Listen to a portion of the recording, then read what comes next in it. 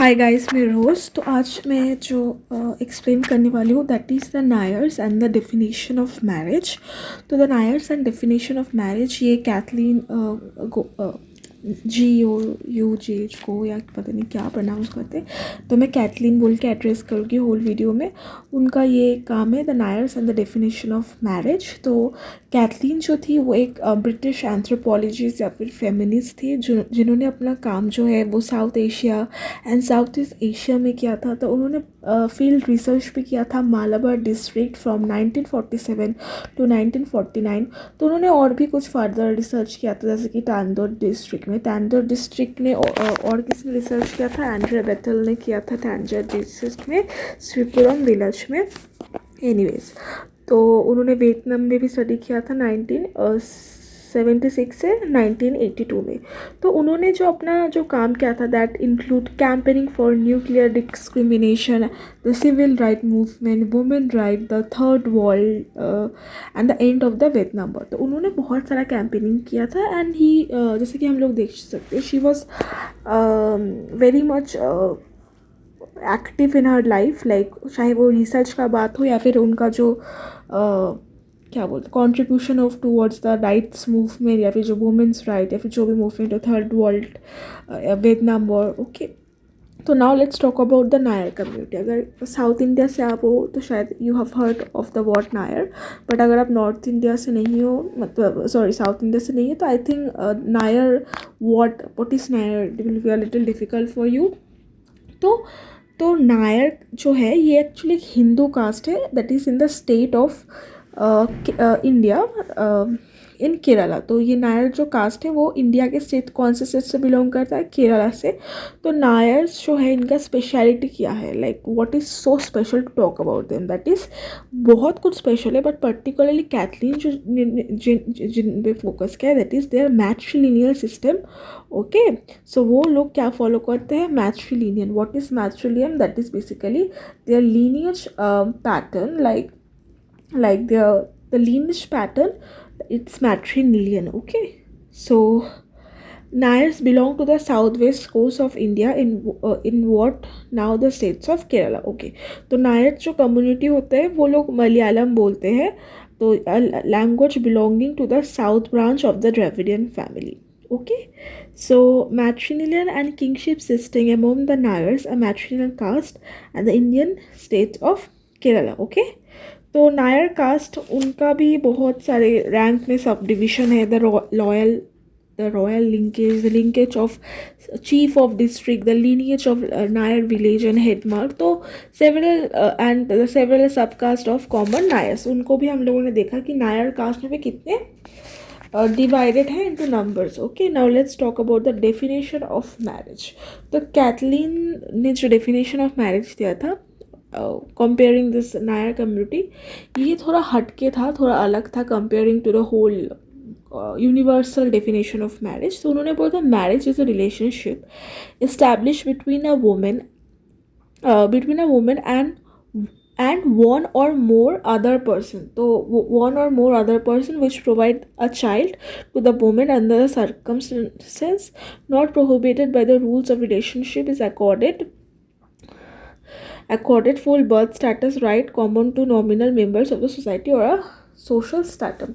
तो बेसिकली ये जो डेफिनेशन है, अगर आप बहुत इजी है अगर आप हिंदी में भी इसको ट्रांसलेट करोगे, कि मैरिज जो है वो एक रिलेशनशिप है, इस्टेब्लिश रिलेशनशिप है बिटवीन अ वुमेन और उसका मल्टीपल पार्टनर हो सकता है. ओके, ऐसा नहीं कि एक ही पार्टनर के साथ होना पड़ेगा. विच प्रोवाइड, उससे उसको एक बच्चा मिलता है और जो बच्चा होता है वो उसका जो राइट्स रहता है वो औरत के पास होता है. तो ये जो डेफिनेशन है ये थोड़ा आपको अजीब लग रहा होगा बिकॉज इसीलिए हम लोग पढ़ रहे हैं, बिकॉज ये डेफिनेशन है जो ट्रेडिशनल व्यूज़ होता है ना मैरिज को लेके, कि मैरिज एक औरत का और एक मर्द का मिलन होता है, जन्मों जन्मांतर 7 जन्म तक उनका बच्चा पता नहीं क्या होता है. तो फिर वो डेफिनेशन को ये चैलेंज करता है. तो यहाँ पे तो वही बोल रहे कि जो उन्होंने जो बोला है कैथलीन कि वो उनका जो marriage is not, marriage different cultures में वर्ल्ड का या फिर इंडिया का डिफरेंट हो सकता है। There can not be a universal definition of marriage. ऐसा नहीं कि जैसे मैंने पहले वाला जो बात बोला कि 7 जन्मों का, ऐसा नहीं होता है। कहीं कहीं पे मल्टीपल पार्टनर्स भी अलाउ हो सकते हैं। ओके, सो यही वो बोल रही है, एन्जॉय मैरिज टू का unique form with women enjoying sexual and marital freedom. तो ये जो नायर कम्युनिटी में है, यहाँ पे वुमेन्स को राइट दिया गया है to have multiple sexual partners.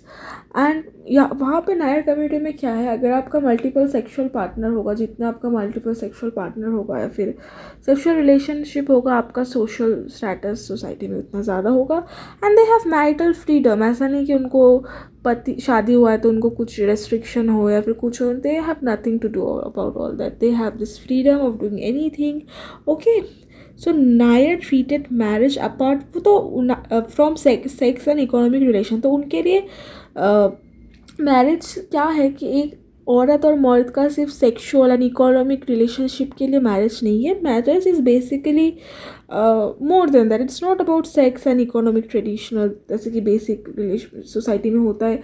Okay, but it's more than that. Okay, the basic household unit is called the Tharavad, that is matrilineal. तो the thing is very important. You can फिर से repeat करूँ तो जो basic household unit होता है is called Tara where it. तो यहाँ पे मैं कुछ बातें बोल रही हूँ जो कि मैंने अपने नोट्स में तो इंक्लूड नहीं किया है because I didn't got time, but मैं आपको एक्सप्लेन कर दे रही हूँ। तो make sure to note all this. Okay, Nair community में क्या होता है, मैट्रिलिनियल जॉइंट फैमिली स्ट्रक्चर होता है। ओके, और उन जॉइंट फैमिली स्ट्रक्चर को हम लोग क्या बोलते हैं, ताराविद। ओके, और वहाँ पे जो सब लोग एक साथ रहते हैं, जो कॉमन डिसेंडेंट फैमिली होते हैं, परदादा दादा वो सब लोग, पता नहीं, सब लोग एक ही सिंगल छत के अंदर रहते हैं। तो इट्स अ वेरी देख रहे हैं हम लोग बहुत बेसिकली कभी कभार फैमिली में 50 to 80 मेंबर तो नॉर्मल होता है। एंड कभी कभार मेंबर्स 200 तक हो जाता है। मतलब इतना ज़्यादा उनका जो डिसेंडेंट फैमिली है, मतलब बहुत लोग एक साथ रहते हैं, लाइक बहुत रिलेशनशिप एक साथ एक ही रूफ के अंदर रहते हैं। Only the women leave in the main house. तो जो औरतें होते हैं वो मेन हाउस में रहते हैं, और जो मर्द होते हैं ना वो सेपरेट हाउसेस में रहते हैं। एंड कुछ सिलेक्टिव ओकेशन में live in a separate house nearby. Okay, the family split into instance when they become unwieldy and during crisis among its member. Okay, when it split, the family property was separated along the female line. The Karnavardan, the oldest male member in the Taravat, had the decision making authority, including the power to manage the common property. तो तो यहाँ पे जो family में जो property related जो powers होता है वो किसका होता है, जो मेल मेंबर है फैमिली का उसका होता है। ओके, तो फैमिली में जो अथॉरिटी रहता है वो एल्डेस्ट मेंबर का रहता है। तो एल्डेस्ट मेंबर जो है उनको या उनके टर्म में क्या बोलते हैं, कर्णावन। ओके, जो ओल्डेस्ट मेंबर होता है वही फैमिली प्रॉपर्टीज़ को मैनेज करता है, या फिर कोई भी इनकम रिलेटेड या फिर डिसीजन होता है वो ही मैनेज करते हैं। और इवन वो जो शादी होता है ना लड़का और लड़की के बीच में फैमिली में, that is in their language call Sambandam, वो ही अरेंज करते हैं। तो उनका बहुत पावर होता है। एक चीज़, नायर्स में the autocrat of the family is not the mother but the mother's brother. तो आपको ऑटोक्रेट मतलब पता है क्या है ऑटोक्रेट मतलब? तो ऑटोक्रेट मतलब ये होता है कि जो पावर जो होता है ना वो मदर के पास नहीं रहता है, बट मदर के जो ब्रदर रहता है उसके पास रहता है। जो हस्बैंड रहते हैं ना, मतलब जो औरतें होते हैं जिनका शादी हो जाता है, तो वो रात को आते हैं और सुबह चले जाते हैं, और उनका जो बच्चे के प्रति उनका जो खुद का लीगल जो बच्चा होता है उनके पास उनका कोई अधिकार ही नहीं होता। जो अधिकार होता है वो केवल जो फैमिली का जो एल्डेस्ट मेंबर होता है या फिर जो मेल मेंबर होता है, जिनको हम लोग कारनावन बोलते हैं, उनके पास होता है। तो ये जो नायर फैमिलीज होते हैं, यहाँ पे जो यंग जो मर्द या फिर जो औरतें होते हैं about the same age are not allowed to talk to each other. तो यहाँ पे जो सेम एज के जो फैमिलीज में जो लड़का और लड़की होते हैं वो they are not allowed to talk to each other unless the young man sister was considered older to them. Okay, so इसी ये तो हम कहीं कभी हम लोग का भी नहीं होता है, but I think I heard about this thing, it's not shocking for me. Okay, मतलब आपने समझा क्या, मतलब सेम फैमिली में सेम लड़का लड़की को बात नहीं किया जा सकता अनलेस वो जो लड़का है वो छोटा है और जो लड़की है वो उससे बड़ी है, मतलब बड़ी दीदी और छोटा भाई, तभी वो लोग बात कर सकते हैं। सो जो द वाइफ ऑफ द कर्णावरण, जो मतलब जिनके पास मेन पावर है, जो हेड मेंबर है, तो wife of the Karnavaran had an unusual relationship in the Taravid as she belonged to a different one and her interest lay there. Okay. तो लिखा है कि जो जो हेड मेंबर होता है ना फैमिली का, वो अपने सिस्टर का जो बेटा होता है, मतलब उसके सिस्टर के बेटे को क्या बोलते हैं पता नहीं क्या बोलते हैं, सिस्टर को बेटा जो होता है उसको ज़्यादा प्यार करता है मोर देन उसके जो खुद का बच्चा होता है। And this is mainly due to the instability of the Nair marriage. तो यहाँ पे डिवोर्स रेट्स है जो है वो बहुत हाई है between man and women and have a equal right to terminate the marriage. तो यहाँ पे जो डिवोर्स रेट है वो बहुत ही हाई है। कभी कभार तो मतलब जो ऑफिशियल मैरिज भी नहीं होता है, ऐसे ही छोड़ के चला जाता है, बट कभी कभार लीगल ऑफिशियल सॉरी मैरिज नहीं डिवोर्स होता है, कभी कभार लीगल मैरिज डिवोर्स नहीं होता है, कभी कभार ऐसे ही छोड़ के चले जाते हैं। एंड और ऐसा नहीं कि पति पत्नी को छोड़ता है, पत्नी भी यहाँ पे पति को छोड़ सकता है, इक्वल राइट है। तो यहाँ पे कुछ दो टाइप का मैरिज होता है, मतलब दो टाइप का, द प्री प्यूबर्टी। तो यहाँ पे जो लड़की जब प्यूबर्टी हिट नहीं करती उसके पहले उसका जो शादी होता है उसको क्या बोलते हैं, तलिकित्तो कल्याणम। उसके बाद जो होता है उसको बोलते हैं संबंधरम। तो तालिकुत्तम क्या नाम है, तालिकुत्तम कल्याण जो उसके पहले, मतलब जो वो प्यूबर्टी के पहले होता है और प्यूबर्टी के बाद होता है उसको हम लोग क्या बोलते हैं, संबंधनम।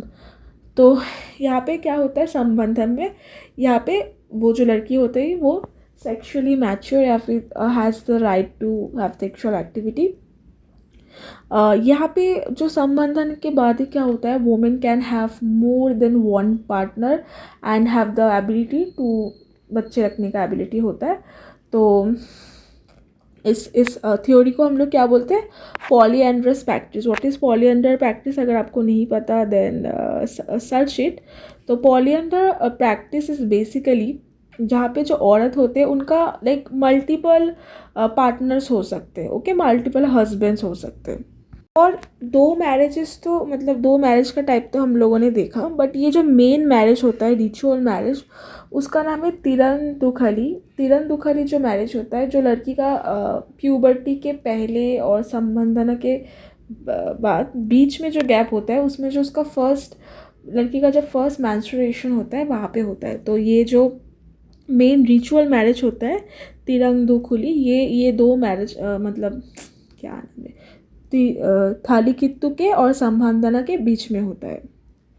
ओके, तो यहाँ पे हम लोग देख सकते हैं a form of hypergamy. Hypergamy मतलब क्या है, where high rank Nairs married Samantans Kshatriyas and Brahman. Hypergamy मतलब क्या होता है, हाइपरगैमी मतलब जो हाई कास्ट के लड़के होते हैं वो लो क्लास के लड़कियों से शादी करते हैं। ओके, तो ये मैंने बोला ना थालीकुत्ती, तो थालीकुत्ती में क्या होता है बेसिकली, थाली मतलब क्या होता है, इट्स बेसिकली लीफ टाइप का कुछ स्ट्रक्चर का एक मंगलसूत्र ही समझ लो, मंगलसूत्र टाइप का होता है जो मतलब यहाँ पे लड़की के गले में बांधा जाता है। तो बेसिकली कब होता था, 10 से 12 साल के उम्र में होता था लड़कियों का। और जो हेड होता था Karanavar organise and elaborate the ritual after taking advice from the prominent villages and also the traditional astrologer known as Kaniyan. तो देख रहे हैं, तो यहाँ पे भी एस्ट्रोनॉल का चक्कर है। तो पैंडल तो पैंडल मतलब क्या होता है पता है? पैंडल मतलब जो शादी का वो टेंट नहीं लगता था, तो a pandal was constructed for the ceremony and the girl wore ornaments specially use only for those occasion as well as taking ritual bath in oil. तो ये जो क्या नाम है, ये शादी, ये जो कथा पुतला, क्या नाम है इसका, थाली कुत्तू। तो यहाँ पे क्या होता था, पैंडल बनाया जाता था जहाँ पे जो लड़कियाँ होती थी उनको स्पेशल गहना पहनाया जाता था स्पेशली फॉर ये दिन के लिए, और उनको रिचुअल बाथ दिया जाता था, और वो भी किस में दिया जाता था, तेल में दिया जाता था। ओके, कभी कभार जो ऑर्नामेंट्स होते थे वो लोन में भी दिया जा सकता था, क्योंकि only few villager would possess them, क्योंकि महंगा होता था ऑफकोर्स। जिस लड़की को ये थाली बांधा जाता था उसको एलिफेंट के ऊपर बैठा के उसको ट्रांसपोर्ट, उसको चढ़ाया जाता, मतलब ट्रैवल किया जाता था। The higher the rank of the person then the greater the prestige reflected on the Tharavad and also vice versa. Okay, so ये जो थाली सिस्टम, बांधा का जो सिस्टम होता है, यहाँ पे एक चीज़ लिखा हुआ है, having the thali of each girl tied by different man was more prestigious than having tied perform the rite for several girls. Okay, the thali tying was followed by 4 days. तो ये 4 days का feasting खाना, मतलब गाँव में खाना होता था, and 4 day marriage was dissolved. 4 दिन खाना होता था, 4 दिन के बाद शादी जो होता था ख़त्म हो जाता था। और क्या होता था, जो मतलब जो मैन जो लड़की के गले में थाली बांधते थे, कभी कभार तो वो लड़की उसको कभी देख ही नहीं पाती थी, और उसका जो लेटर मैरी होता था संबंधन में, तो दूसरे मर्द के साथ होता था। ओके, बट यहाँ पे एक ट्विस्ट आता था। तो जब वो ये जो उसका थाली, जिसने उसको ये थाली पहनाया था, तो जब इनका जो उसका ये हस्बैंड का डेथ हो जाता था, तब वो मरने का जो रिचुअल्स होता था 12 दिन का या फिर 13 दिन का, वो शी यूज्ड टू ऑब्जर्व करता, विडो थिंग का जो विधवा लोगों को करना पड़ता है, she used to do that.